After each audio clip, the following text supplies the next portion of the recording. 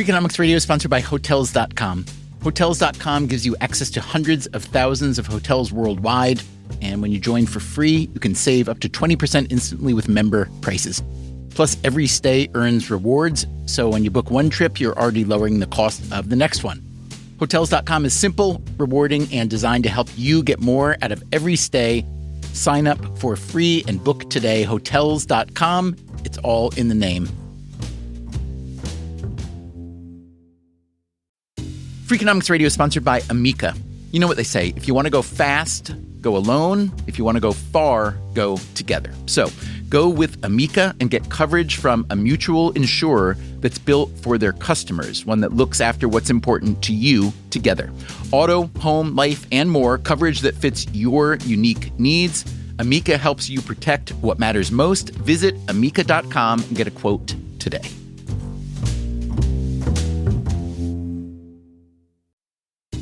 Freakonomics Radio is sponsored by Mint Mobile. Ditch overpriced wireless with Mint Mobile. Cut your wireless bill to $15 a month at mintmobile.com/freak. Upfront payment of $45 for 3 months, $90 for 6 months, or $180 for 12 months. Plan required, $15 per month equivalent. Taxes and fees extra, initial plan term only. Greater than 50 gigabytes may slow when network is busy, includes up to 20 gigabytes hotspot. Capable device required. Availability, speed, and coverage varies. See mintmobile.com.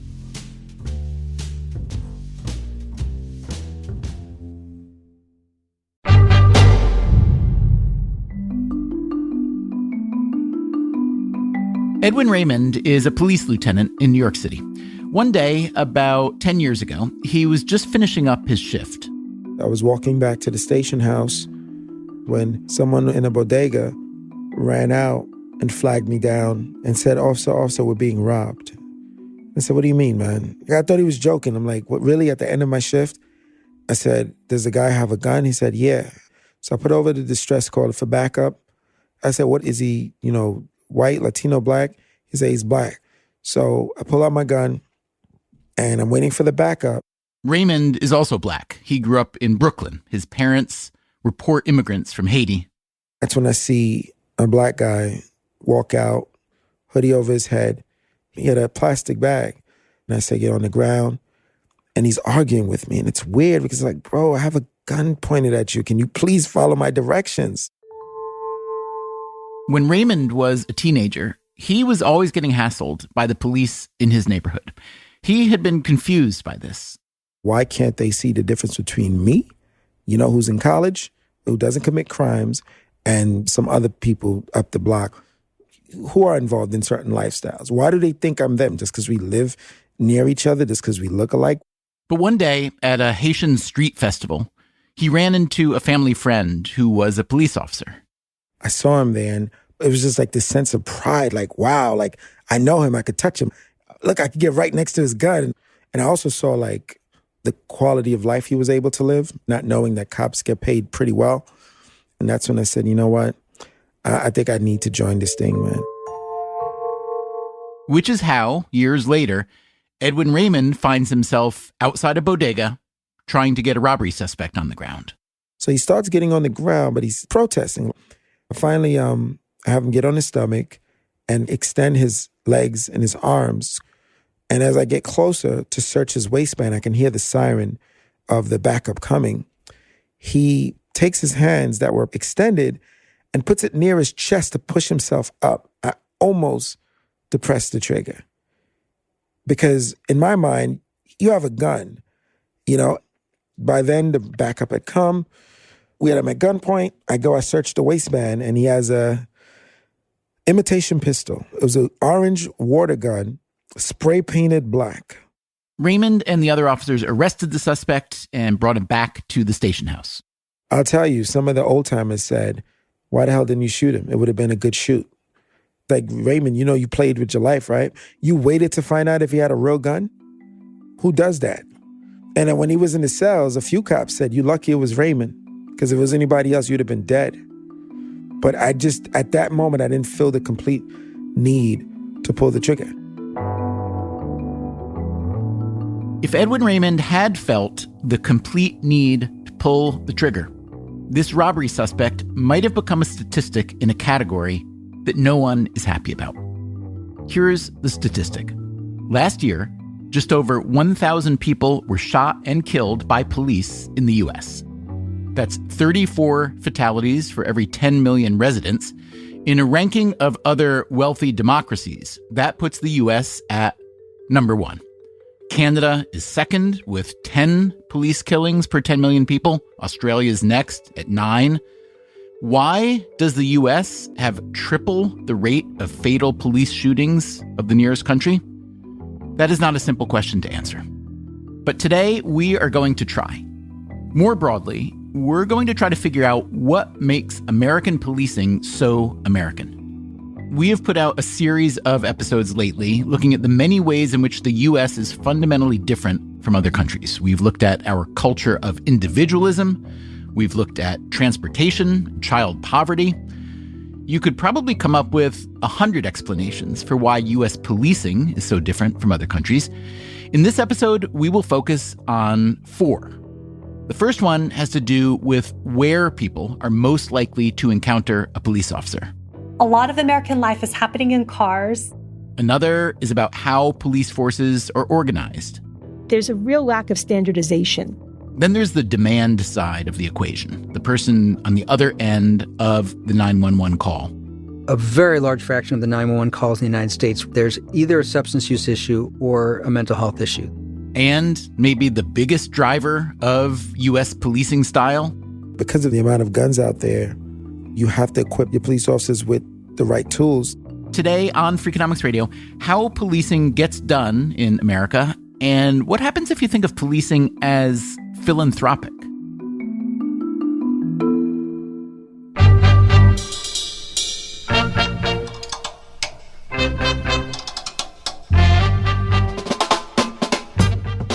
This is Freakonomics Radio, the podcast that explores the hidden side of everything. Here's your host, Stephen Dubner.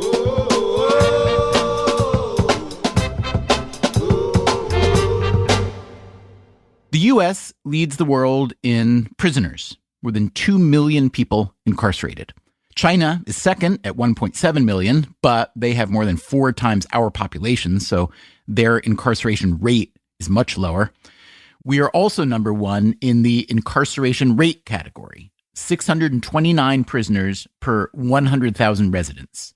In second and third place are El Salvador and Turkmenistan.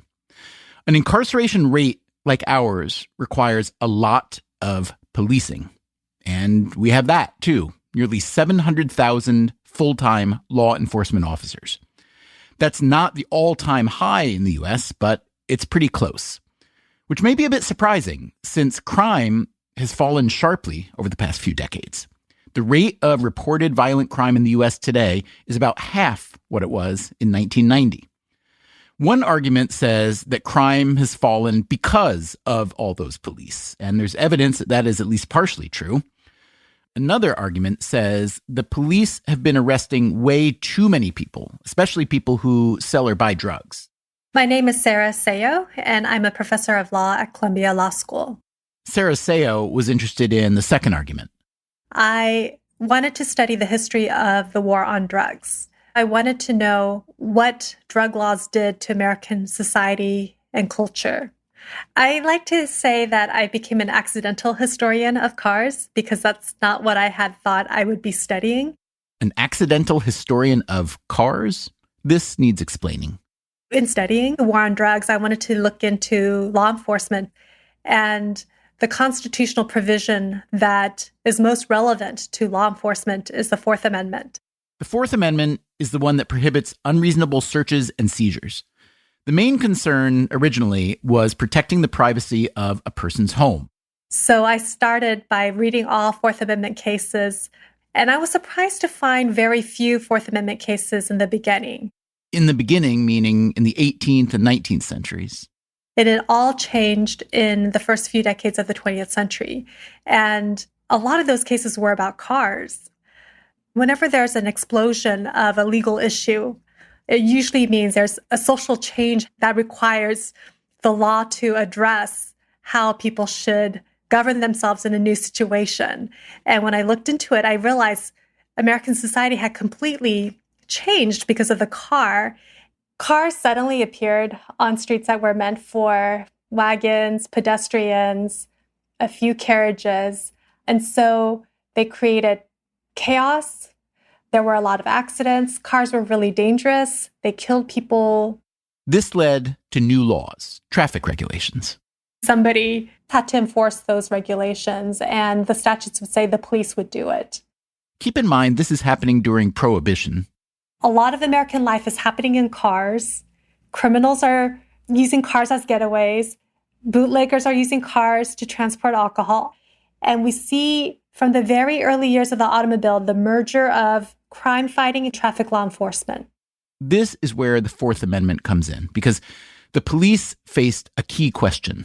Do officers need a warrant to stop and search a car? The law seemed to say yes, but there's a practical difficulty of not being able to go get a warrant to stop a moving car before it drives off to another jurisdiction. This issue made it to the U.S. Supreme Court. And what the court did was to create an exception for automobiles. This was a huge decision for two reasons. One, it didn't require a warrant if an officer has probable cause that there's evidence of crime inside the car.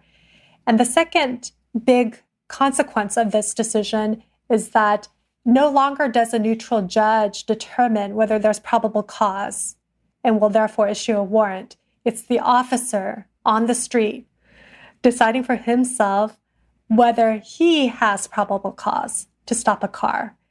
And that transferred a lot of discretionary authority to the police to decide which cars to pull over.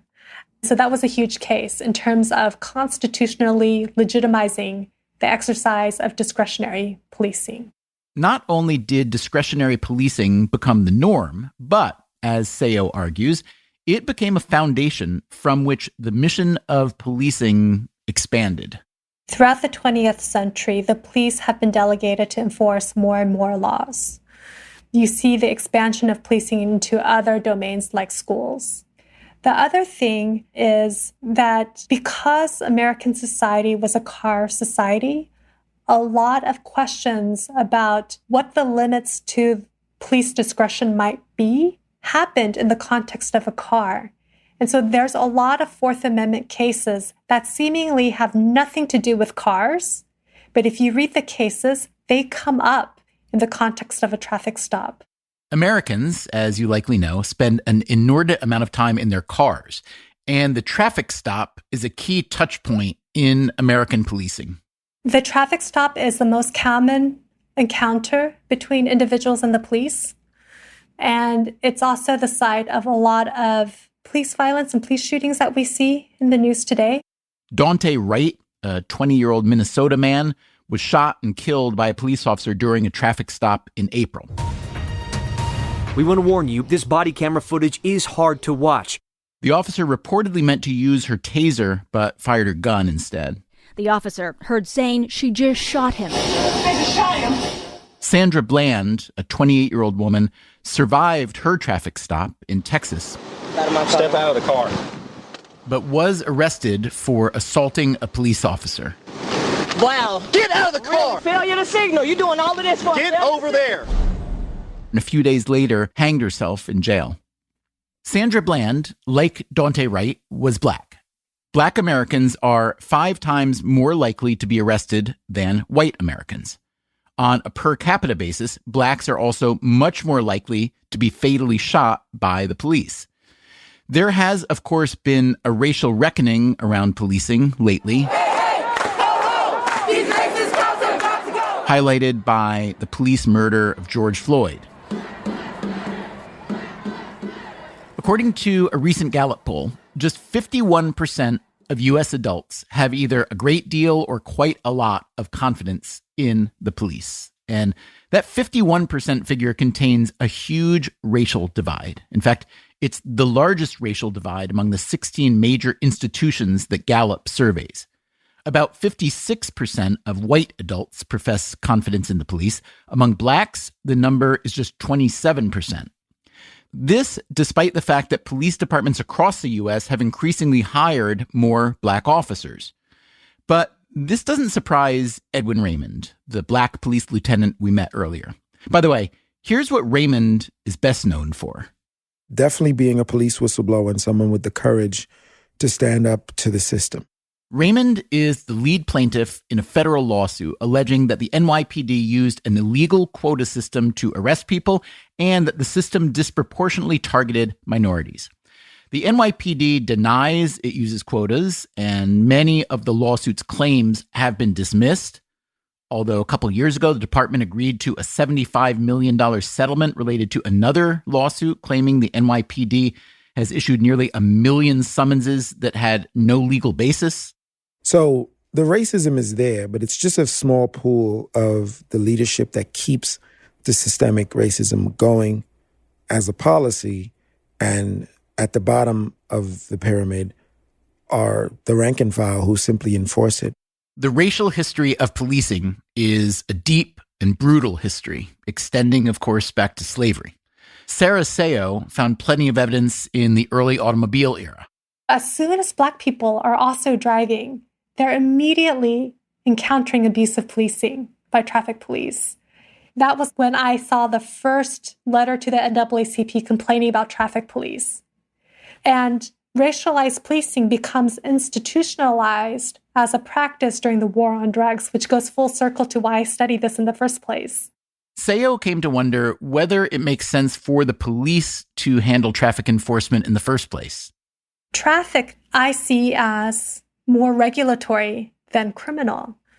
And so I think those functions could be split up, where the police could focus on real criminal investigation of murders, violence, and have traffic enforcement be more like paying taxes, where if you're caught speeding, you pay a ticket, like we have to pay taxes, to really ease the fraught situation we have.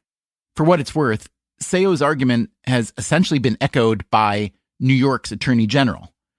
Sayo says that technology could also help. Why have humans pull cars over when that same information can go to an official sitting in an office and mail out notices saying your license and registration is expired?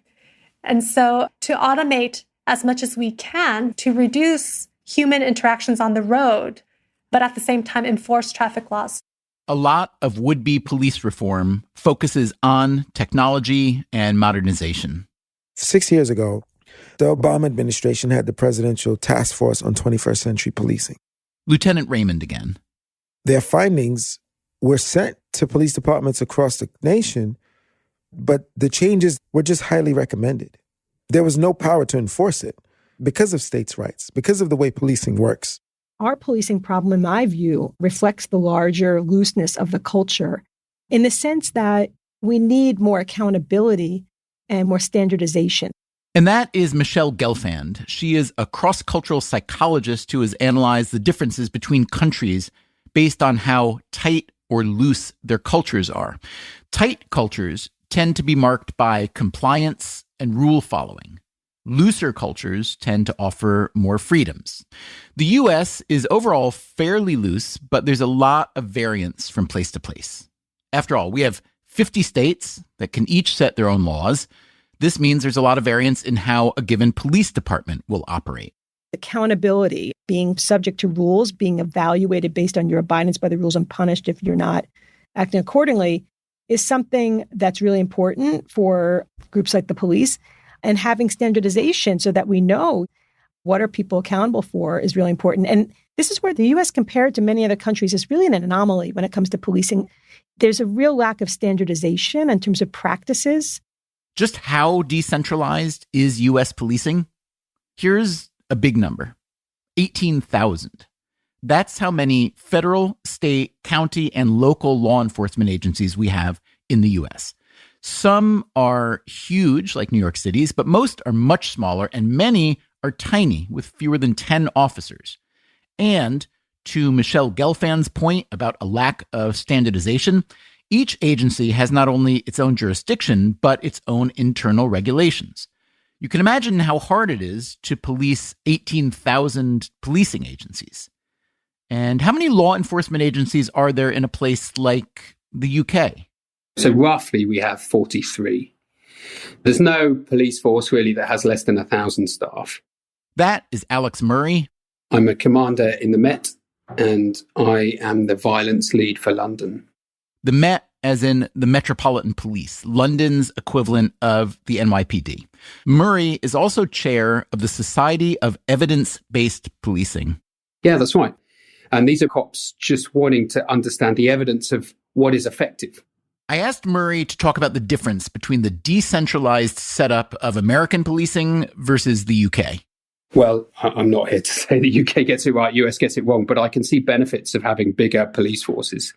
The benefits are minimum training requirements, standard operating practices that can be governed and well trained. And with training comes a profoundly different outcome. You can see that again and again. How long does the median UK police officer train before becoming a police officer? So we have 2 years probation. They're called probationers when they start. And now everybody gets a degree as well. So you either come with a degree as a constable, or if you join the police now, you get a degree through that service where you have to demonstrate a certain amount of competencies, both practically and theoretically. The UK has a National Police Academy for training. The US does not.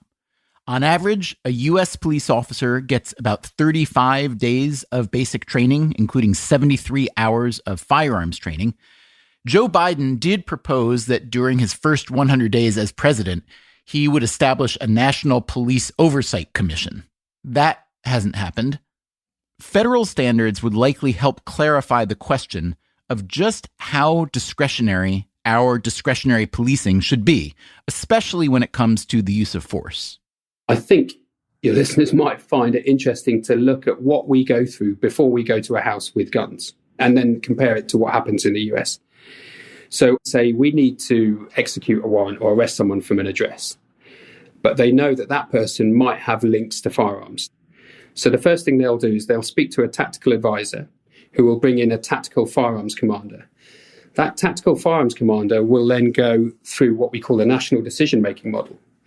And they will draw together a plan that first highlights what's the information, but then the risks and threats.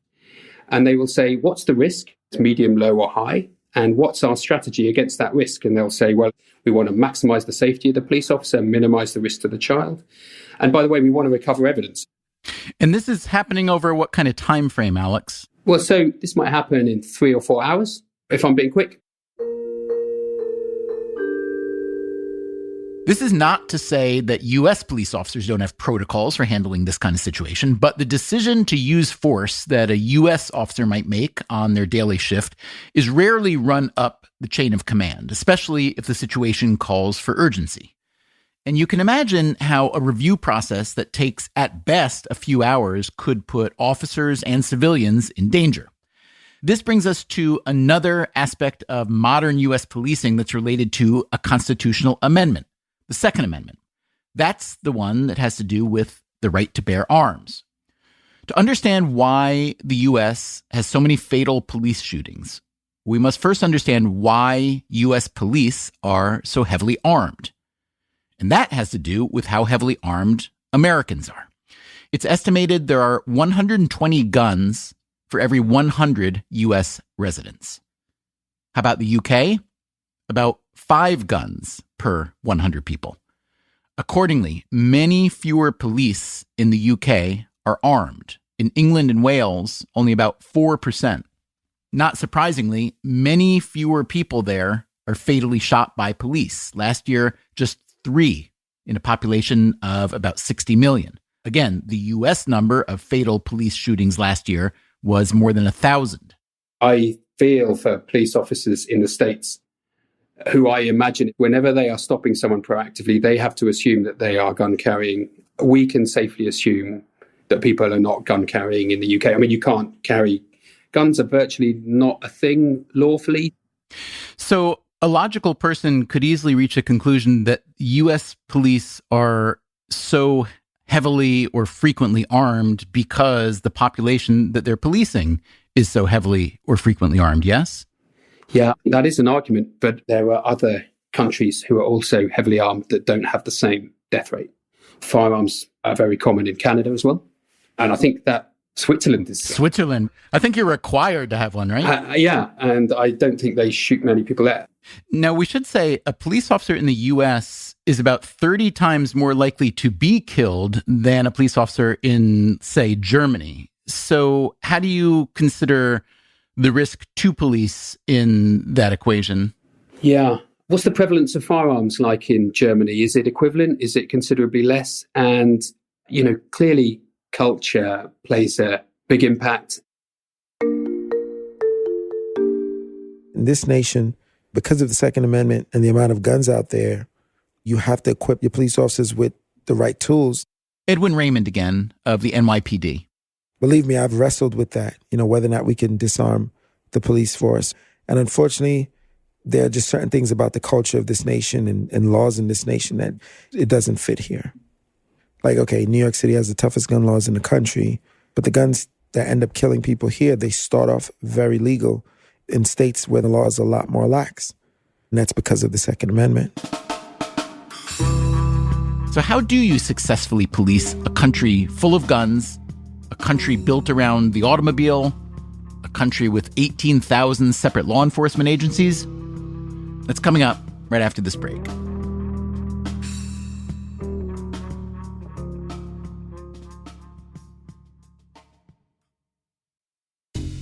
Freakonomics Radio is sponsored by Cash App. When it comes to Bitcoin, you may be surprised to know that it was invented way back in 2008. If you still haven't made the jump to Bitcoin, Cash App makes it easy. When you buy Bitcoin on Cash App, they hold real Bitcoin for you, one-to-one, and you can withdraw it anytime. It works more like real money and less like something locked in an account. No extra steps, no restrictions, just access and control when you need it. For a limited time, new customers can get $10 added to their balance. Just use code BITCOIN10 when you sign up. And don't forget this part, send at least $5 to a friend in the first 2 weeks. Terms apply. Cash App is a financial services platform, not a bank. Banking services provided by Cash App's bank partners. Bitcoin services provided by Block Incorporated brand.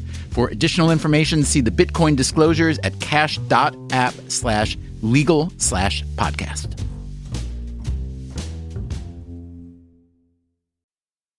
Freakonomics Radio is sponsored by Figure. Did you know that 40% of homeowners own their home outright? If that's you, don't let your equity sit idle. Tap it with a home equity line of credit. Figure, the #1 non-bank HELOC lender in the U.S., helps tap equity you've built in your home so you can do things like tackle a renovation or pay down debt. HELOC is a line of credit secured by your home. You can draw what you need, repay, and draw again. Figure offers a 100% online application. Get approved in 5 minutes and funding in as few as 5 days. It's faster than a bank loan and cheaper than a personal loan. Check your rate today without impacting your credit at figure.com/freakonomics. This post is sponsored by Figure, NMLS ID 1717824. Figure is an equal housing lender. For more information about their licensing, visit nmlsconsumeraccess.org. Figure's HELOC is subject to credit approval and terms apply. Freakonomics Radio is sponsored by Square, the business platform that helps sellers become neighborhood favorites. No matter if you're selling 3D printed art or running a design studio, Square helps you run your business without running yourself into the ground. Square was made to work on the go, so you can sell wherever your customers are. With Square, you can track sales, manage inventory, and access reports in real time, whether you're in the shop, on the go, or running things solo. Square supports every major payment method, including tap to pay, and offers instant access to your earnings through Square Checking. Sellers save an average of 44 hours per month by skipping bank transfer delays. With Square, you get all the tools to run your business with none of the contracts or complexity. And why wait? Right now, you can get up to $200 off Square hardware at square.com/go/freakonomics. That's SQUARE.com/GO/freakonomics. Run your business smarter with Square. Get started today.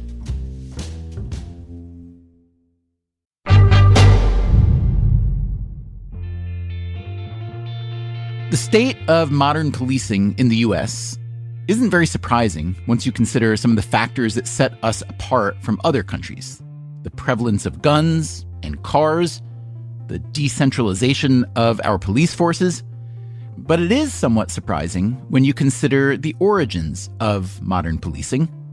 This happened in the UK at the direction of a man named Robert Peel. Robert Peel founded the Metropolitan Police, as it was, with the very principle of it not being military and policing by the consent for the people.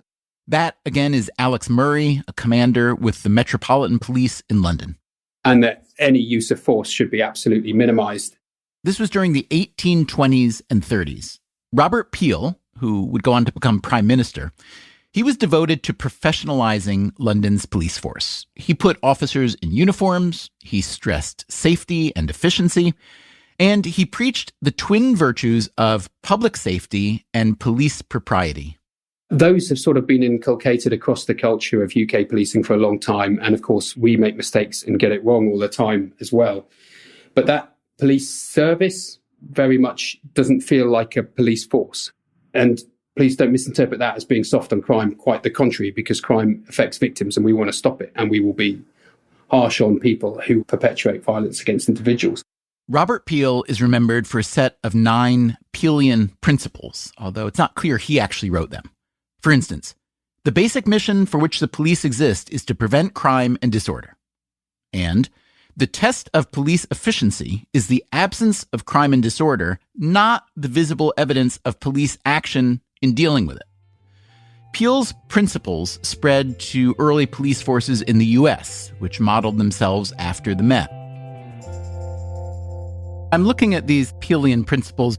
Number 3, police must secure the willing cooperation of the public in voluntary observance of the law to be able to secure and maintain the respect of the public.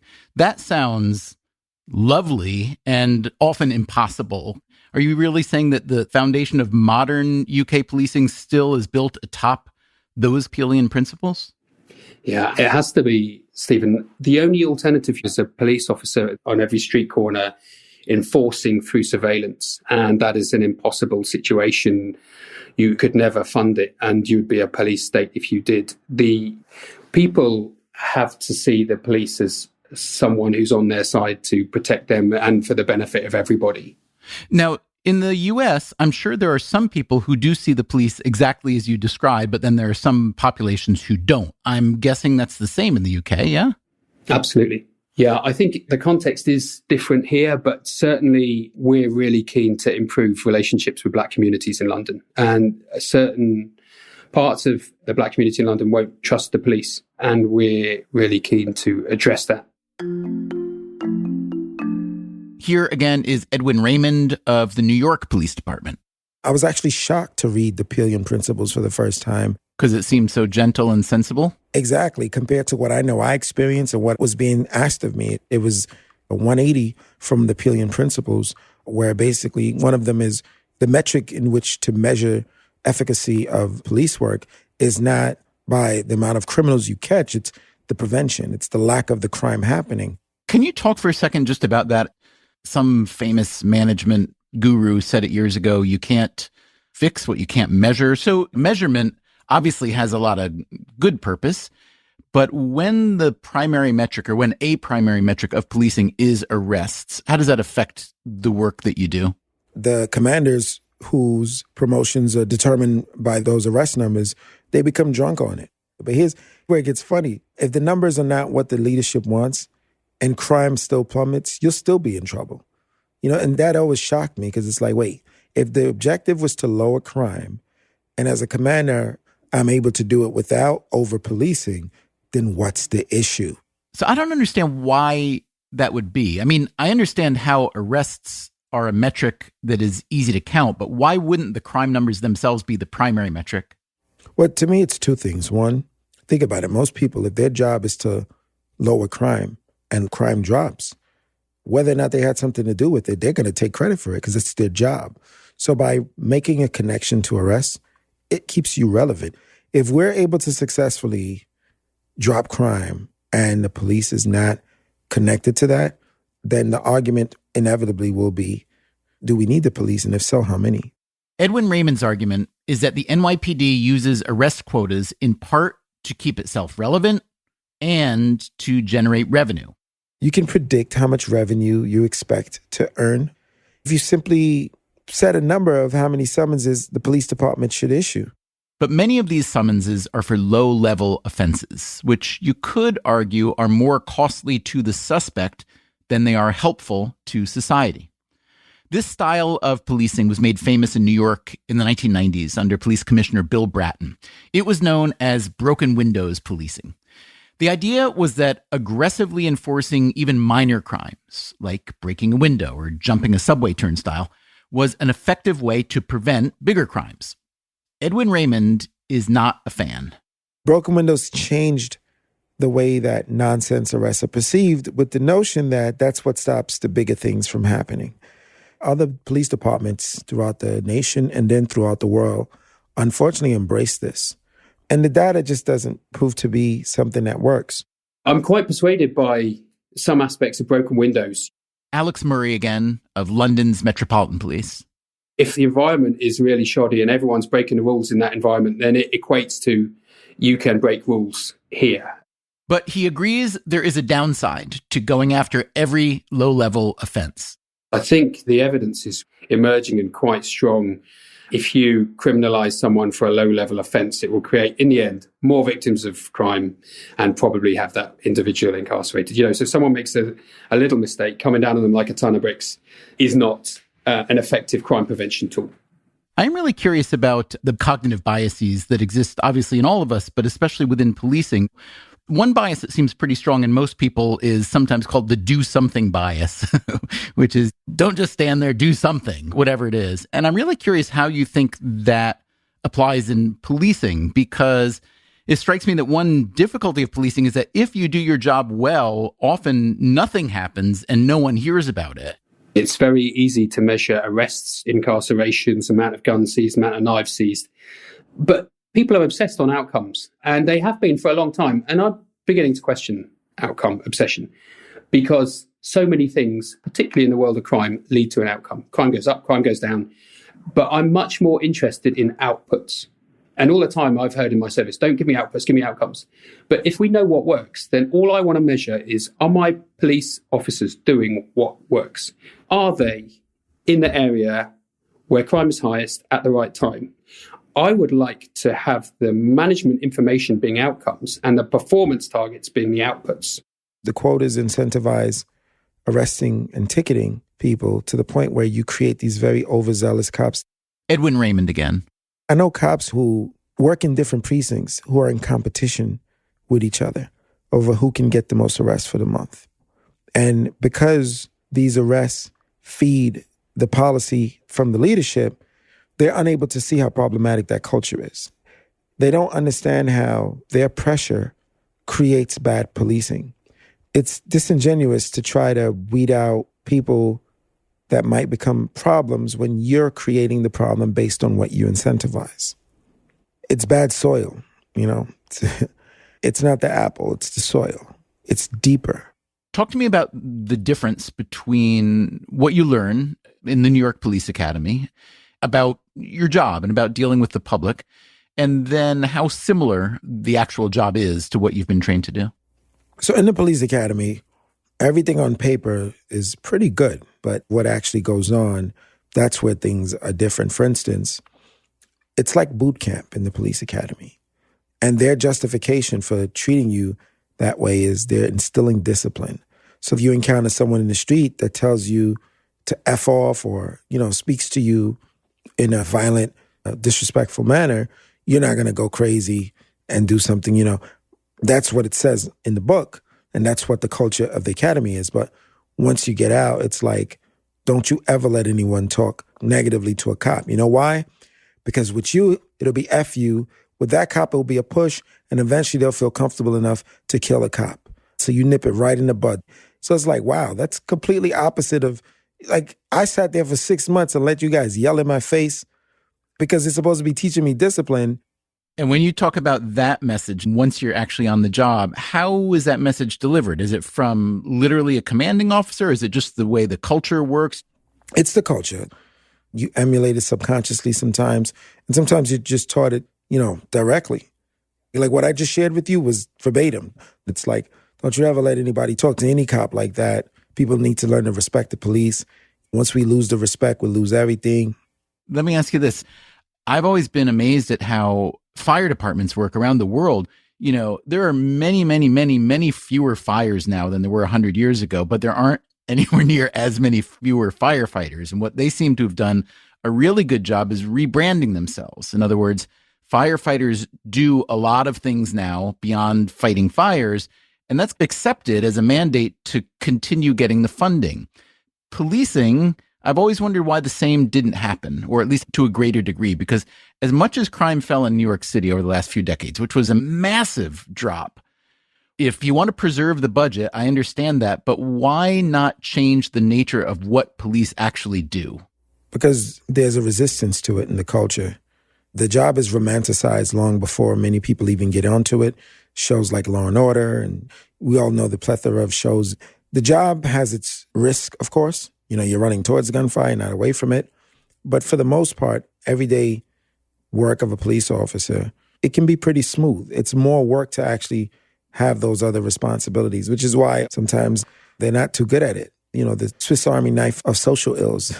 Can you talk about that a little bit? I mean, you're too young to remember when deinstitutionalization happened, but I'm sure you know about it. The government used to take care of especially mentally ill people very differently than they do now. So as a police officer, I'm really curious to know what that is like for you to respond to situations where often you'd probably be much better off with a mental health expert along with you, and what you do in those cases.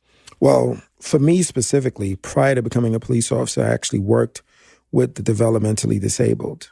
I come in with a different understanding.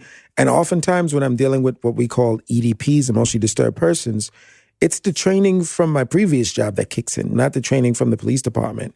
I can't tell you the amount of times that I've been called to respond to a situation that I wasn't even trained for, that I had no business being at. Eventually, the perfect storm will align, and someone could end up getting hurt or getting killed because officers are doing too much.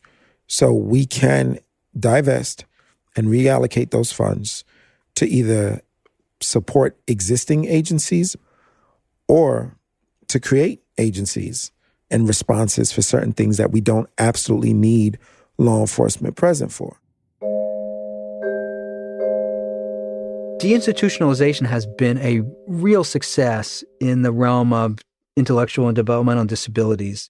That's Harold Pollack, a scholar of public health and social work at the University of Chicago. He's also done a lot of work on policing. I think the term deinstitutionalization gets a bum rap and has become identified with a homeless man in the subway screaming at people whose needs are not being met and who is posing a challenge to the community. Can you tell me anything about how the median citizen assesses the value and the practice of the modern, let's say, big city police department now? Well, I think we're all ambivalent because people want to be protected by the police, but they also want the police to genuinely align themselves with the community and protect it and respect it. When you look at particular things like defund the police, those poll very poorly. People want the police to be there, but they also want services like mental health services to be properly funded. If I were to ask you, Harold, to characterize the mission of policing in the U.S., what would you say? Well, what the mission should be is to keep everyone safe. And keeping people safe includes keeping the people safe who might themselves be experiencing behavioral challenges. Where do you think, again, the median Chicago citizen stands on changing not just the mission of the police, but the responsibilities of the police? I think most Chicagoans, and I think actually a lot of police officers, would love to see non-police responses to mental health challenges. By the way, a lot of the things that we talk about under the banner of defund the police, what we really should be talking about is Medicaid. How do we provide better mental health services through the things that are actually supposed to pay for mental health services? Medicaid is way, way, way bigger than the law enforcement budget in the United States. There's no particular reason that money has to come from law enforcement budgets. It just has to come from somewhere. And I think we have to fund mental health services more generously. If we completely defunded the police, it actually would not provide enough money If you look at what it really costs to deal with homelessness issues, mental health issues, we really have to make a profound national investment in these, and Medicaid and other vehicles are really where the money is. And how would you say the policing style that you would like to see jibes with the reality of modern policing? I think that it's better than it was 20 years ago. It's a lot better, but boy, there's a long way to go. Here's a piece of evidence supporting Pollack's claim that we have a long way to go. Of all the people shot and killed in a given year by American police officers, at least 25% of them had a serious mental illness. So, is that a policing failure or our shared societal failure? Studies have found that 6 to 10% of all police interactions with the public involve someone with a serious mental illness. People with mental illness are significantly overrepresented in our jails and prisons. Some states and many cities are confronting this problem directly. They've started crisis response teams to deal with people in mental or emotional distress as an alternative to calling 911. To me, this issue is perhaps the best illustration of how complicated modern policing can be, and how so much of the discussion we hear about it is little more than sloganeering from one angle or another. So let me ask you the biggest question last. What do you think police should be for?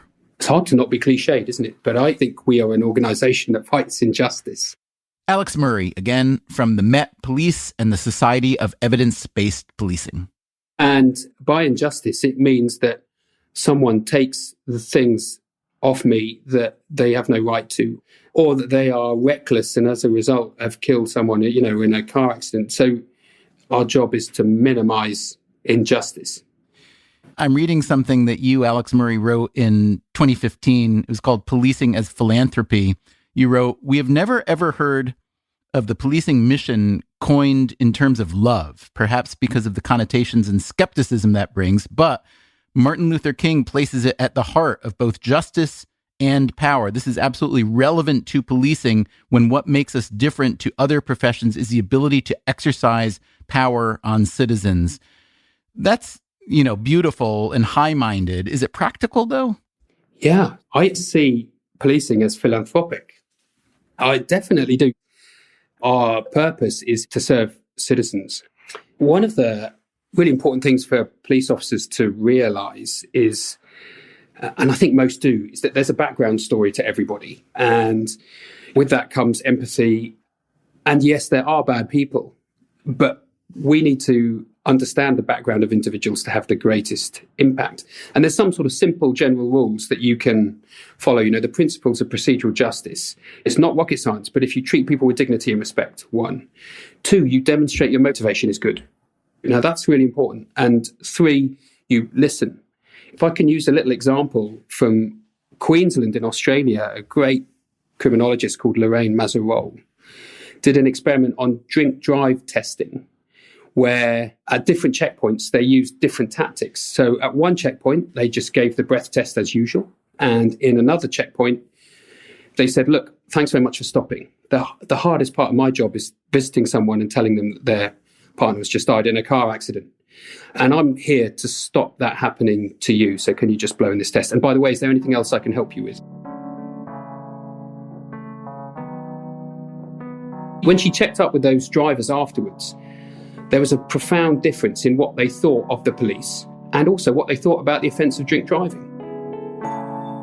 If you were to say, in 2 words, the mission of policing, I would say less victims. That's it for today's episode. Thanks to Alex Murray and Edwin Raymond for the police perspectives, Sarah Seo, Harold Pollack, and Michelle Gelfand for the academic insights. And thanks most of all to you for listening and for continuing to spread the word about Freakonomics Radio. We really appreciate that. We'll be back next week. Until then, take care of yourself and, if you can, someone else too. Freakonomics Radio is produced by Stitcher and Renbud Radio, and it's part of the Freakonomics Radio Network, which also includes No Stupid Questions, People I Mostly Admire, and Freakonomics MD. We can be reached at radio@freakonomics.com. This episode was produced by Mary Duduke with help from Zach Lipinski.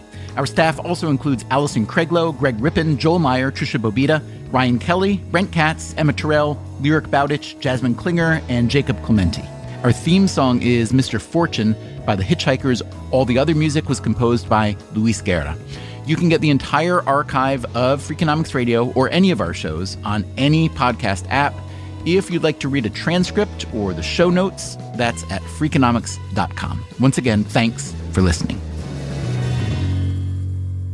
How big is your deficit? Our country generates massive GDP mostly via podcasting. We like to spin off those profits for the public good.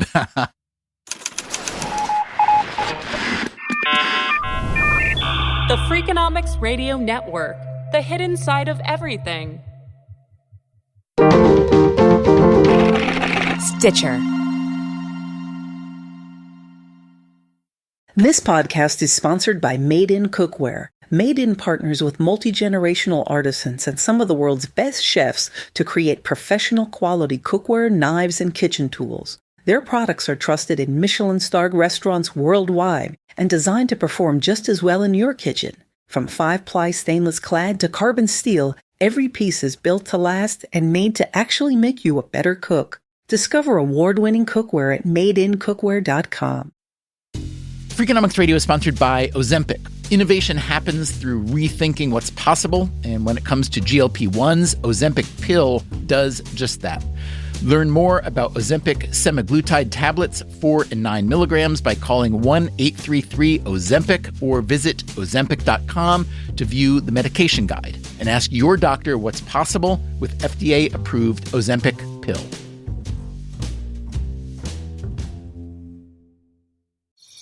Traditional home security only alerts you after a break-in, and that's too late. SimpliSafe is changing that. Stop. This is SimpliSafe. Police are on the way. We don't just alert. We stop crime before it starts. SimpliSafe. Plan starting around $1 a day. Save 50% on your new system with professional monitoring at simplisafe.com/SXM or with promo code SXM. Outdoor deterrence requires a SimpliSafe Active Guard outdoor protection plan starting at $49.99 a month. Visit simplisafe.com/licenses for alarm license information. Tennessee 2012.